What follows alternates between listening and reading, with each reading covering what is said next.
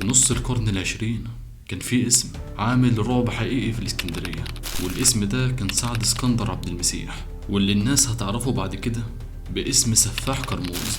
سعد اتولد في أسيوط سنة 1911، وكان شكله شاب وسيم ومحبوب وسط الناس اللي حواليه، واللي محدش كان يتخيل إنه ممكن يبقى مجرم.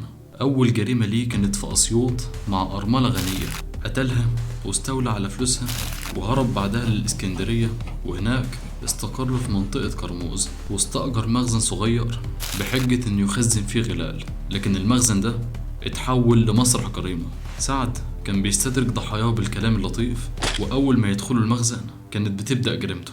أول ضحية في الإسكندرية كانت سيدة عجوز، قتلها بسطور وسرق اللي معاها، وبعد كده حاول يقتل سيدة تانية لكنها نجت. الضحية دي بلغت الشرطة بأوصافه، والشرطة قبضت عليه في الأول، لكن محاميه استغل ثغرة وقدر يطلعه بسهولة. سعد اختفى فترة عن الأنظار، وبعدها رجع يمارس جريمه من تاني. قتل تاجر أقمشة ودفنه تحت المخزن، وفي جريمة تانية طعن تاجر حبوب. تاجر نجا وبلغ الناس، والشرطة بدأت تجمع الخيوط مع بعض.